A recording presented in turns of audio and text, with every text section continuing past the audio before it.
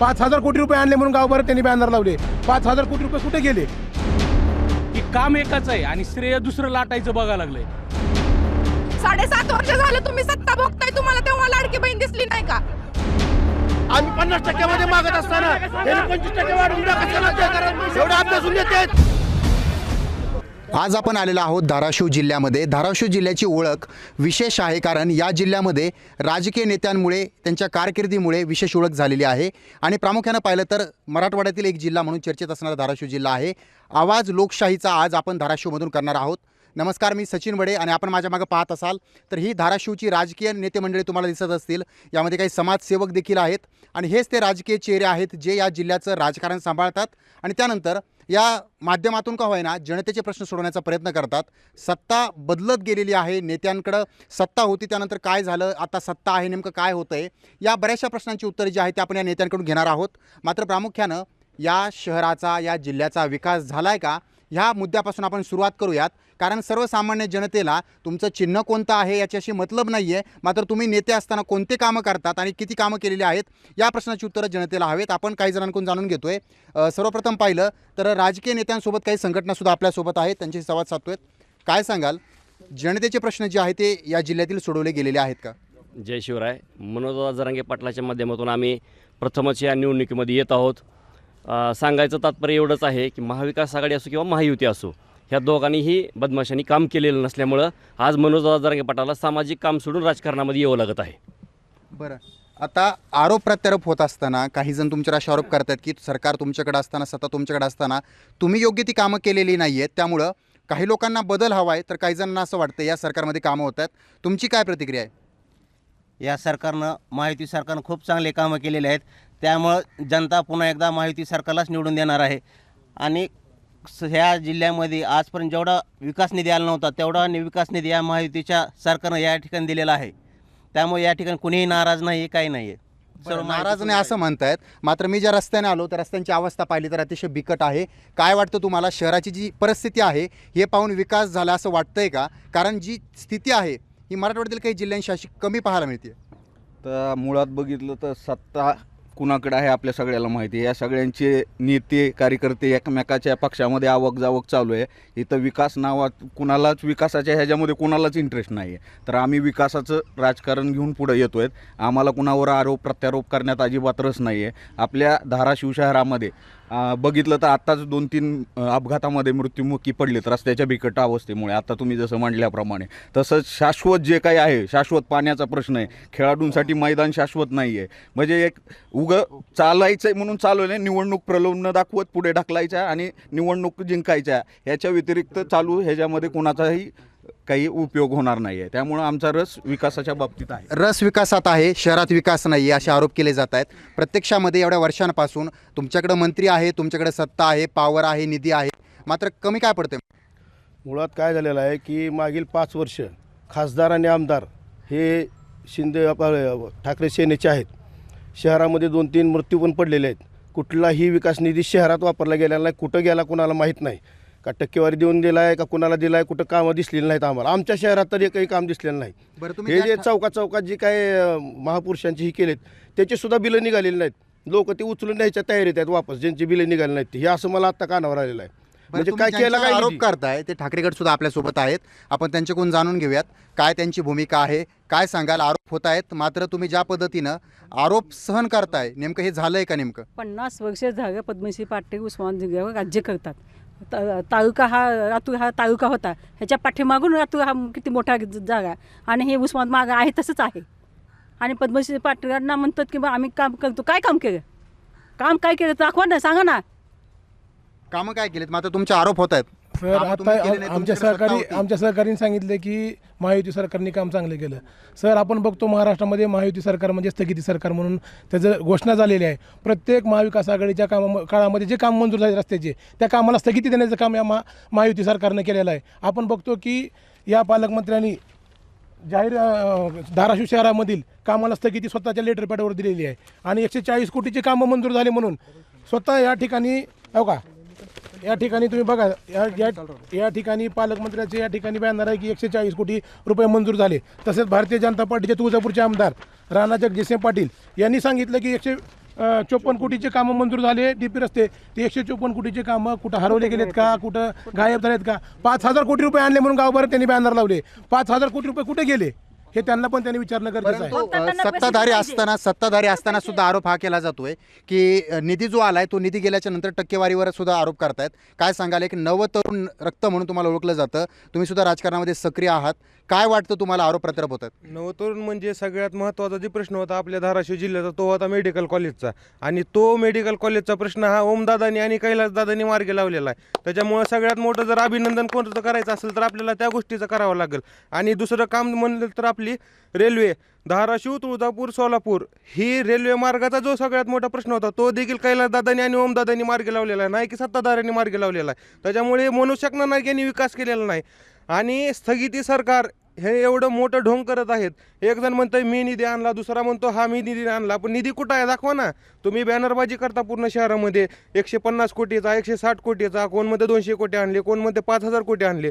बॅनरबाजी करून निधी येत नसतो ह्या जिल्ह्याला, त्याला ग्राउंडवर यावं लागतं. नवतरुणांना दिसत असते सगळ्या गोष्टी की बाबा जिल्ह्यात काय होईल, तालुक्यात काय होईल, शहरात काय होईल. त्याच्यामुळं खासदारकीच्या इलेक्शनला सर्वसामान्यांनी दाखवून दिले की विकास कोण केलेला आहे आणि फोन उचलून काय होतं हे पण लोकांनी दाखवून दिलेलं आहे. बरं, प्रामुख्यानं पाहिलं तर जी जनता आहे, राजकीय नेते जे आपल्यासोबत आहेत, आपण त्यांना विचारूयात. बरेचसे असे शिक्षण मंडळ आहेत किंवा कॉलेजेस आहेत त्याची कमतरता पाहायला मिळते. मात्र जे काही शिक्षणासंदर्भात हालचाली झाल्यात त्या आधीच्या नेत्यांनी केलेल्या आहेत असं सांगितलं जातं आहे. तुमच्यावर आता हा आरोप होतो आहे की तुम्ही जी काही कामं केली आहेत ती योग्य पद्धतीने झालेली नाही आहेत, टक्केवारीचाच आरोप केला जातो आहे. सर्वात महत्त्वाचं म्हणलं तर मेडिकल कॉलेजचा प्रश्न कुणी मार्गी लावला हे सगळ्याला माहिती आहे. कारण सुरुवातीला आता काय केलं जातं आहे की काम एकाच आहे आणि श्रेय दुसरं लाटायचं बघायला लागलं आहे. राहिला दुसरा रेल्वे मार्गाचा प्रश्न, तर सोलापूर तुळजापूर धाराशिव हा रेल्वे मार्गासाठी खऱ्या अर्थानं निधी कुणी उपलब्ध करून दिला ही सर्वांना माहिती आहे. ताईंचं काय मत आहे, तुमचं काय मत आहे, तुम्ही काय सांगाल? काम हे खासदारचं असतं, हे खासदारनं काम केलं असतं आहे.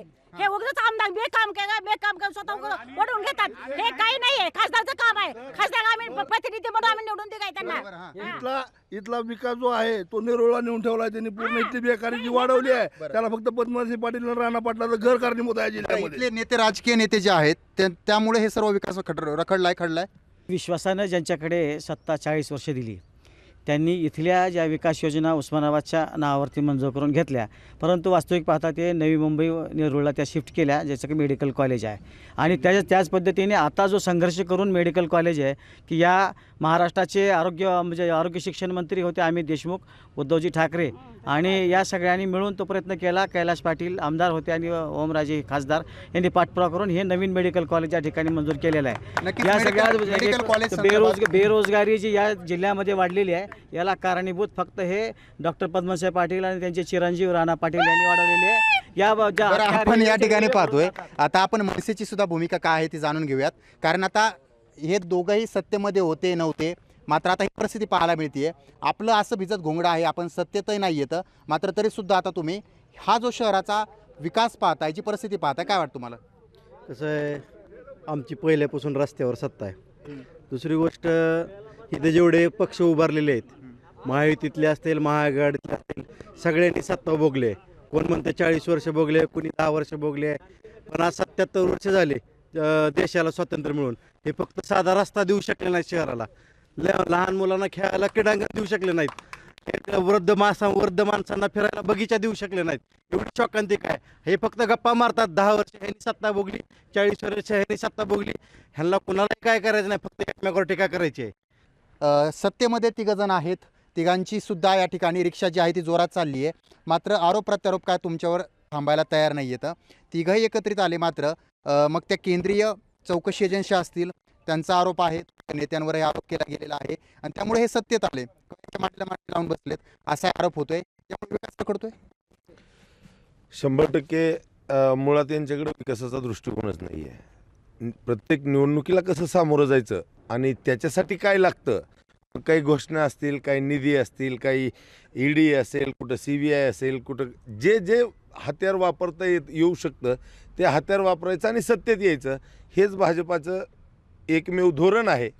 आणि एकूणच महाराष्ट्राची राजकीय संस्कृती, महाराष्ट्राचं अर्थकारण, महाराष्ट्राची सामाजिक प्रतिष्ठा धुळीला मिळवायचं काम भारतीय जनता पार्टीनं केलं आहे. महाराष्ट्राच्या तरुणांना बेरोजगार करायचं काम भारतीय जनता पार्टीनं केलं आहे. महाराष्ट्रात येणारे अनेक फॉक्सकॉन असेल, इयरबस असेल, तुमचा मेडिकल पार्क असेल, तुमचा medical device park, bulk drug park, असे अनेक प्रकल्प, सॅफ्रॉन प्रोजेक्ट, कैक प्रोजेक्ट जे की महाराष्ट्रातल्या लाखो तरुणांना रोजगार निर्मिती करून देऊ शकत होते, या महाराष्ट्राला करोडो अब्जावधीचा रेव्हेन्यू जमा करून देऊ शकत होते, ते सगळे प्रोजेक्ट एक जाणीवपूर्वक सापत्निक वागणूक महाराष्ट्राला देऊन ते गुजरातला हलवले. आरोप हा होतोय की जास्तीत जास्त कंपन्या, जास्तीत जास्त उद्योग हे गुजरातला पळवले गेलेले आहेत, गुजरातच्या घशात घातलेत. मात्र मराठवाडा हा तसाच कोरडा दुष्काळात आणि बेरोजगारीच्या आगीमध्ये होरपळतोय. सर बाकीचं तर राहू द्या, ह्या मतदारसंघाचं बघू आपण.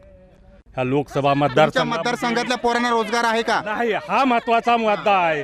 10 वर्षामध्ये ह्याने सांगितलं होतं की ह्या मतदारसंघामध्ये आम्ही युवकांना रोजगार उपलब्ध करून देऊ. कसल्याही प्रकारचा रोजगार या मतदारसंघामध्ये उपलब्ध करून दिलेला नाही.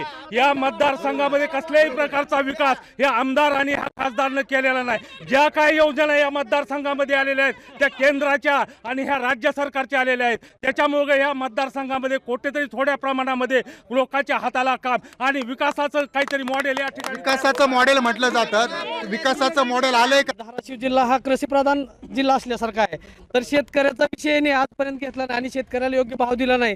त्याच्यामुळं गेली 2.5 वर्ष झाले यांची सत्ता आहे. यांचा मुख्यमंत्री यांचा स्वतःचा आहे. या ठिकाणी पालकमंत्री तानाजी सावंत हे पालकमंत्री आणि आरोग्यमंत्री आहेत. आज तुम्ही जर आरोग्य विभागात गेला तर आरोग्य विभागाची काय हेळसांड आहे का, त्या व्यक्तीला, त्या पेशंटला सुविधा भेटत नाहीत, औषध भेटत नाहीत, याचा विचार केला गेलेला नाही. या जिल्ह्यामध्ये राणा पाटील भाजपचे आमदार आहेत, ज्ञानराज चौगुले हे शिंदे गटाचे आमदार आहेत आणि परंड्याचे तानाजी सावंत हे बी शिंदे गटात. हे सत्ता असून या जिल्ह्यामध्ये यांनी कसलाही विकास केला नाही. यांचं फक्त एकच काम आहे, अति मोठ्या घोषणा करणे. आज तुम्ही जर BNCला गेला किंवा कुठल्याही बांधकाम डिपार्टमेंटमध्ये गेला, फक्त घोषणा येतात पण काम कुठल्याही पद्धतीचा निधी आलेला नाही. आपल्या मराठवाड्यामध्ये, आपल्या जिल्ह्यामध्ये एक मुद्दा गाजतोय आणि त्यामध्ये एक फूट पडलेली आहे. जे एका ताटामध्ये जेवायचे जे 2 समाज होते ते आता काहीसे वेगळे होत आहेत, कारण आता या ठिकाणी आरक्षणाचा लढा पेटला आहे. काय सांगाल, ही वादाची दुफळी निर्माण करणारे कोण आहेत आणि हे जे काय मराठवाड्यामध्ये आज तरुण जे आहेत ते रोजगाराकडे जायला हवेत, मात्र ते आता कुठंतरी तिडेकडे निर्माण होतात. तुमची काय प्रतिक्रिया आहे? मुळात तुम्ही म्हणता समाजामध्ये दुफळी पडलेली आहे. मुळात समाजामध्ये दुफळी पडलेलीच नाही. याच्यामध्ये काही मोजके राजकारणी आहेत, ते स्वतःचं राजकारण साधू इच्छितात. आजही ग्राउंड लेवलला मराठा कोण राजकारणी आहेत नेमकं? हे फडणवीसांनी सोडलेले 2-4 कुत्रे आहेत, जे की लक्ष्मण हाकेसारखे, छगन भुजबळसारखे ग्राउंड काळा दिवस पाळणारे आमचे जिल्ह्याचं नेतृत्व आहेत. याच्यामध्ये ग्राउंड लेवलला आजही OBC आणि मराठा एका ताटातच जेवतात. यामध्ये कुठेच दुपळी नाही. आणि दुसरी गोष्ट, शिंदे साहेबांनी खोटी शपथ घेतली छत्रपतींची की बाबा मी मराठा समाजाला आरक्षण मिळवून देतो. आज 14 महिने होऊन गेले, शिंदे साहेबांनी कुठलंही आरक्षणाचा मुद्दा मार्गी लावला नाही. आज आम्ही सकल मराठा समाज, अखंड मराठा समाज या निर्णयावर ठाम आहोत की मनोजदादांनी जर उमेदवार दिले तर त्या उमेदवाराच्या मागे ठामपणे आमचा समाज खंबीरपणे उभा राहणार. आणि सोबत ज्या प्रकारे तुम्ही सत्ताधाऱ्यांवर आरोप केलेले आहेत, तर सत्ताधारी सुद्धा म्हणतायत याआधी सुद्धा सरकार होती, बरेच जण चांगल्या पदावर होती, मुख्यमंत्री असताना सुद्धा त्यांनी त्यांच्या काळात का तुम्हाला आरक्षण दिलेलं नव्हतं, तो मुद्दा आज गाजतोय. तो वेळ असताना त्यांनी का चुप्पी साधली होती? दोघांनीही दिलेलं नाही. सगळ्यात पहिलं मराठ्यांना आरक्षण दिलं काँग्रेस काळात. काँग्रेसने दिलेलं आरक्षणाला भाजपवाल्यांनी स्वतःचे काही खरीददार विकलेले दलाल कोर्टात पाठवून त्याला स्थगिती आणली. त्यानंतर पुन्हा भाजपने दिलेल्या सरकारला विरोधकांनी स्थगिती आणली. विरोधकांनी म्हणण्यापेक्षा त्यामध्ये सदावर्ते जो महत्त्वाचा आहे तो फडणवीसचाच कुत्रा आहे, हे आमचा मराठा समाजाचा आरोप आहे. बरं, तुम्ही म्हणताय येतो तुमच्याकडे लगेच, एकच मिनिटात येतो. याचं उत्तर तुमच्याकडे घ्यायला येतो. आता तुम्ही म्हणताय वाद आहे तो निर्माण नाहीये, मी विचारतो आता काय सांगाल? एकीकडे मराठवाड्यामध्ये वाद निर्माण झालाय का? जिल्ह्यात वाद आहे का? पाऊस माळावर पडवा अथवा मळ्यात पाणी ह्यांच्यात तळ्यात जातंय, म्हणून आम्ही OBCची एकजूट करून आम्ही एका आमच्या तळ्यात पाणी आलं पाहिजे हे पहिलं पाहता. आपल्या धाराशिव जिल्ह्यामध्ये गेल्या अनेक वर्ष 2 घराणे मुख्यत्वे राजकारणात प्रमुख आहेत. त्यामध्ये एका घराण्याचा मुलगा आहे विकास आणि एका घराण्याची मुलगी आहे प्रगती आणि ह्यांचा विकास झाला 21 वर्षाचा आणि त्यांची प्रगती झाली 18 वर्षाची आणि ती दोघं पण पळून गेले आणि त्या दोघांनी मिळून लग्न केलं आणि आज अशी कंडिशन आहे की त्यांचा जो एक अपत्य तयार झालं आहे त्या विकासचं प्रगतीचं त्याचं नाव आहे समाधान आणि ती समाधान सगळी जनता हुडकायली पण जनतेला कुठेही समाधान सापडत नाही. विकास आणि प्रगती सुखानं नांदायली आहेत ही ह्यांच्या घरी सुखानं आहेत पण जनतेच्या तोंडावर कुठेही सुख नाही समाधान नाही. हा समाधान हुडकायचं कुठं? महिला भगिनी सुद्धा आहेत आपल्याकडे. तुम्हाला लाभ वाटतोय का लाडकी बहीण योजनेच्या माध्यमातून तुम्हाला काही मिळालंय का? मला असं वाटतंय की खुर्ची लाडकी आहे म्हणून बहीण लाडकी झालेली आहे. खुर्ची आपल्याला लोकसभेचं त्यांनी आपल्याला दाखवलेलं आहे. लोकसभेचा दणका यांना चांगला बसलेला आहे त्याच्यामुळे यांना विधानसभेला भीती वाटते. 7.5 वर्ष झालं तुम्ही सत्ता भोगताय तुम्हाला तेव्हा लाडकी बहीण दिसली नाही का? आता 2 दिवसामध्ये आता इलेक्शन आहे 1500 रुपयाचा तेलाचा डबा तुम्ही 2200 रुपयाला केला आणि 1,500 रुपयाचं गाजर तुम्ही आम्हाला दिलंय. महागाई किती झाली आहे? 1,500 रुपयामध्ये तुमचं काहीच होणार नाही आणि 1,500 पण आमचेच आहे. आज जे तुम्ही म्हणताय समाजामध्ये दरी उत्पन्न झाली तर एक लक्षात घ्या ह्याच्या मागे जाणून बुजून हा उठाव केला म्हणजे एकमेकांमध्ये जुंपवली गेले. पहिल्यांदा इलेक्शन होईपर्यंत ह्यांनी वारंवार हिंदुत्वाचा आणि मुस्लिमांचा मुद्दा पुढे आणला. त्याचबरोबर जाती जातीत सोयीस्कर भांडणं पेटवून दिले. सगळ्यात महत्त्वाचा विषय आहे तो बेरोजगारी म्हणताय आपण तर त्या बेरोजगारीच्या अनुषंगानं ते एज्युकेशनल इन्फ्रास्ट्रक्चरचा प्रश्न विचारला तुम्ही त्यांना. ह्यांचे जे नेते आहेत स्वतःला शिक्षण सम्राट म्हणून घेतात तानाजीराव सावंत साहेब. ह्या जिल्ह्याचा सगळ्यात मोठा प्रलंबित प्रश्न आहे पहिल्यापासून तो आहे तो सगळ्या समाजाच्या स्तरातील सगळे सर्वपक्षीय नेते इथं जिल्ह्याला स्वतंत्र विद्यापीठ आलं पाहिजे म्हणून प्रयत्नशील आहेत. विद्यापीठासाठी प्रयत्नशील आहेत असं म्हटलं जात आहे. आता तुमच्याकडे येतोय आता या ठिकाणी जो आहे तो मराठा आरक्षणाचा प्रश्न सुद्धा गंभीर आहे. काय सांगाल? आता तुम्ही म्हणताय मराठवाड्यामध्ये वाद नाहीये जिल्ह्यात वाद नाहीये मात्र वाद आहे. या वादांमुळे सर्वसामान्य जनतेच्या बाजूला सारले जात आहेत काय का वाद कुठंच नाही. जे राजकीय पेलावळ सोडलेले आहेत ना ते वाद घाललेले आहेत. सामान्य जनतेमध्ये कुठलाही मराठा आणि ओबीसी मध्ये वाद नाही. दुसरी गोष्ट सत्ताधारी आणि विरोधक दोघांनी 2.5 वर्ष भर भोगलेले आहेत. पण मराठा आरक्षणाची 50% आतून आम्ही मागत आहोत. हे दोघंही तोंड बोलायचं तयार नाही. ह्यांनी आता बोलावं 50% देतो ह्यांनी मला 50% आतून देतो आम्ही यांच्या मागे जातो लगेच. तुमच्या मागे तयार आहेत मराठा समाजाची 50% कोण द्यायला तयार विचारा दोघांनी पण. मराठा समाजाची बाजू लोकसभेमध्ये माननीय खासदार ओमराजे निंबाळकर यांनी अनेक वेळा मांडली. तसेच विधानसभेमध्ये आपले चालू आमदार कैलास पाटील यांनी सुद्धा मराठा आरक्षणाचा मुद्दा वेळोवेळी आणि विधान भवनाला कुलूप लावण्याचं काम सुद्धा आमदार कैलास पाटील यांनीच केलं. दुसरी गोष्ट मला या विकासात विचारायचं आहे हे फडणवीस जे आहेत हे फडणवीस फक्त पूर्वीची जी पेशवाई होती त्या पेशवाईचं राजकारण करायला 2 समाजामध्ये भांडण लावून हे फडणवीस भांडण लावून राजकारण करीत आहे. त्यामुळे माझा हा प्रश्न आहे यांच्याकडे सत्ता आहे यांच्याकडे सर्व आमदार खासदार आहेत यांनी आतापर्यंत यांनी आरक्षण दिलेलं नाही. काय सांगाल? आरक्षणाचा मुद्दा जो आहे तो तुमच्या सरकारवर सुद्धा आरोप केला जातोय. जेव्हा महाविकास आघाडी सरकार होतं तेव्हा मराठा समाजाला आरक्षण देण्याचं काम आमचे माननीय मुख्यमंत्री त्यावेळेसचे पृथ्वीराज बाबा चव्हाण यांनी केलं होतं. पण यांनी त्यावेळेस ते आरक्षण टिकवलं नाही. खरा मुद्दा आरक्षणाचा खरा मुद्दा असा आहे की शेतकऱ्यांच्या शेतमालाला भाव नसल्यामुळं खरोखर ही बेकारी निर्माण झाली आणि युवकांना रोजगार नाही. त्यामुळे ही आरक्षणाची तीव्रता जाणवत आहे ना ह्याला पूर्णपणे भारतीय जनता पार्टीचं सरकार कारणीभूत आहे. एकमेकांवर आरोप प्रत्यारोप केल्या जात आहेत. आता एकमेकांवर आरोप प्रत्यारोप केला जात. तुमचा मुद्दा आत्ताच घेतलाय मी तुमच्याकडे येतोय मी आता थांबा. आता प्रामुख्याने जर पाहिलं तर या ठिकाणचा जो मुद्दा आहे आरक्षण थांबलाय मात्र विकासाचा मुद्दा असेल बेरोजगारीचा मुद्दा असेल अजूनही सोडवला गेलेला नाहीये.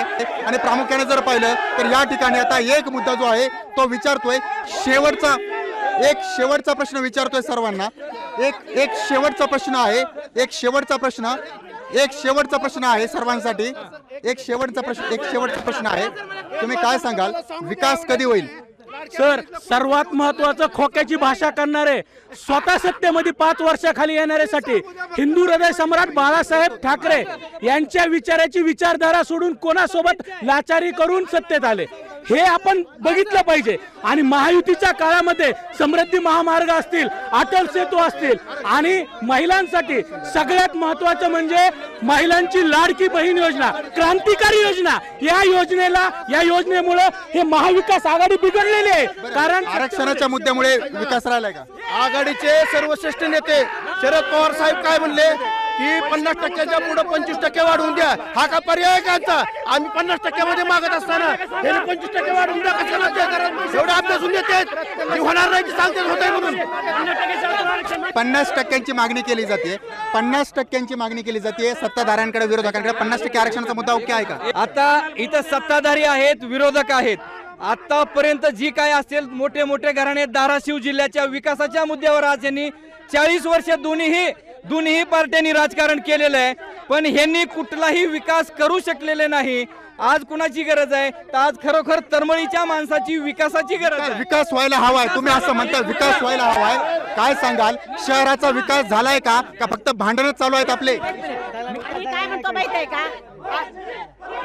आरक्षण आमचा, सत्ता आमची आहे ना 50%, आमच्या 100% आम्ही मागत आरक्षण देणार आहोत. आमची सत्ता आघाडीची, आम्ही 100% आम्ही आरक्षण भेटणार. तर मराठा हिंदू नाही का एवढा प्रश्नाचं उत्तर फक्त द्यावं. दरंगे पाटलांवर SIT लावली. कोण लावली?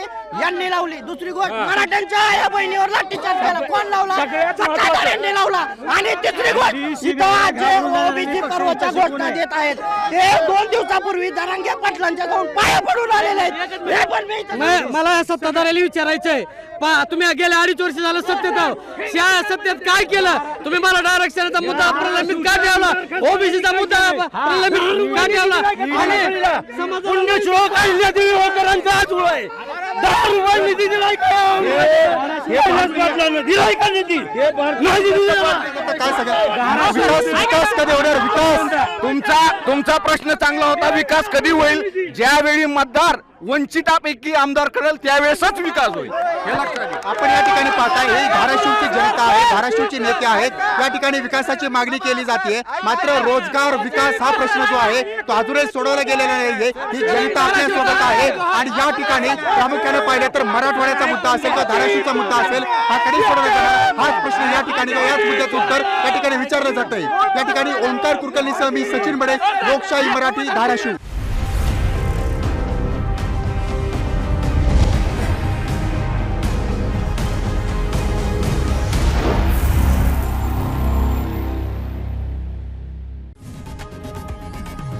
लोकशाही मराठी ऐका, पहा, जागरूक रहा.